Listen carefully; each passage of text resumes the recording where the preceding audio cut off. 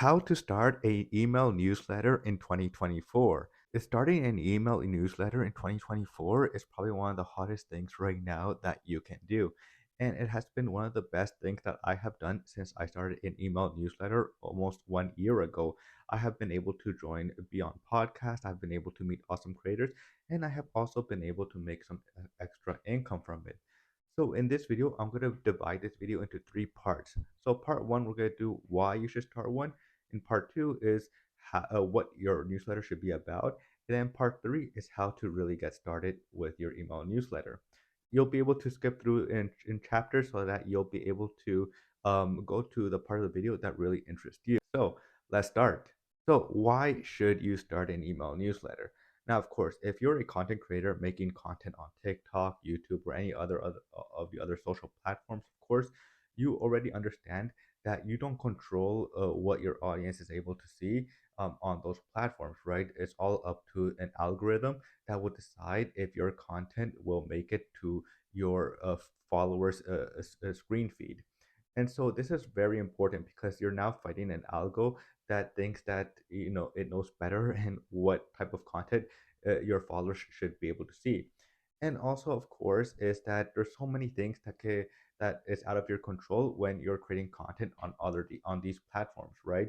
You could either get locked out, right? Your account could get hacked, right? There could be an outage or something, right? Or of course, the social media platforms just change the algorithm, and then your content is not shared, right? So pretty much is that these platforms, you don't own your audience, right? Unlike an email list, right? So with an email list, you own your own audience. And so that's the best thing about having an email newsletter, right? You'll have that direct contact with your follower who subscribes to your email list, and you'll be able to directly communicate with them without having to worry about that like if the algorithm is going to show that email or not, because in reality there's not really an algorithm in the email space. Of course, there's some protections that Google or Yahoo do, right, just to make sure that the correct emails land on the inbox, and the ones that should not land on the inbox land in the spam folder. And so that's one of the main reasons right now that why you should start an email newsletter, because you don't own that audience in those spaces, right? And also it has been able to, like I said, I have been able to join podcasts, been able to meet other awesome creators about it, and have been able to make extra income from an email newsletter. Now, if you want to know how you can make extra income with your email newsletter, tell me in the comments below, and I'll see if I can make a video of ways that I have been able to make money and ways that you'll be able to make money with your email newsletter. So, what should you write with your in your email newsletter, right? So if you're just starting out creating content this year in 2024, right, it could be a little bit hard because maybe you're interested in a lot of things, and that is okay, right? So that's the beauty about having an email newsletter, is that you can write about anything you want, right? So what I recommend people do actually is to start writing anything for the first 5 to 10 posts. Just write whatever interest you like. So if you like writing about cooking, chess, playing video games, creating content on YouTube, or you like traveling or something, just write about that and see which one you really like to write about every single week. So that's the first thing you'll want to start with. Is you don't want to start like you don't have to like commit to one niche, because we start to change, right, in the future, right? Sometimes maybe you know like when I started my newsletter, it was only about email marketing, like in the e-commerce space, right? But it was something that I wasn't really interested too much. And then I pivoted to more a niche part of it where I was talking about newsletters. So my newsletter is about newsletters, right? And so that's what I like about having an email newsletter, is that you could just write whatever interests you at that time, right? So maybe like email newsletters might not be a thing that I want to write about my rest of my life, but at least it's something I could just choose to, pivot anytime.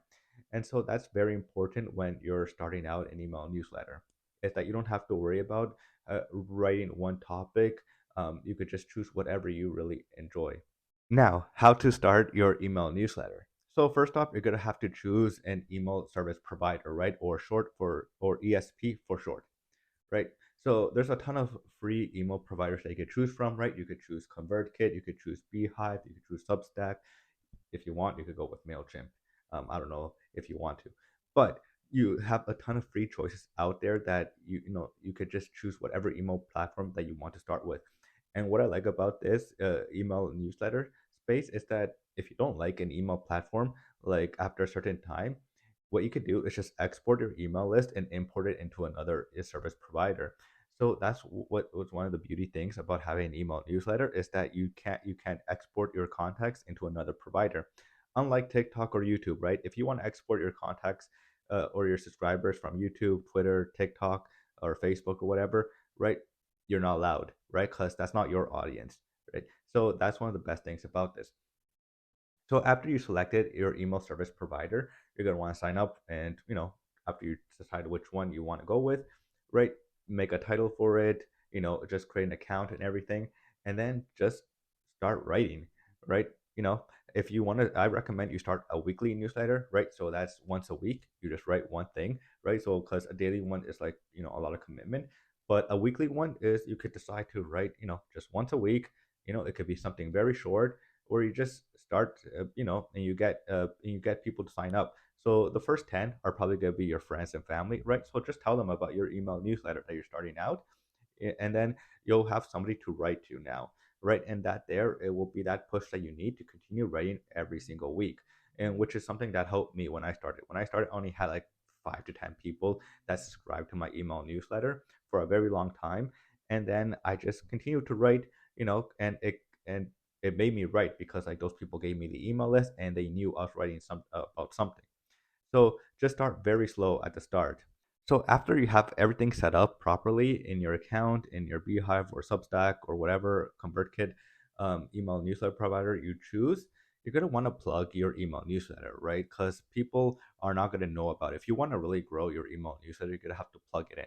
So if you're a YouTuber, you're gonna want to add it on the description part of your newsletter, and try to remove maybe your Instagram account or any other social media platforms, because nobody's going to subscribe to your email newsletter if they see that you have an Instagram account or Twitter account. They're going to want to go there instead and follow you there. If you're on LinkedIn, right, you're going to want to add it on your description there. And of course, on Twitter, you're going to want to add it to your bio as well.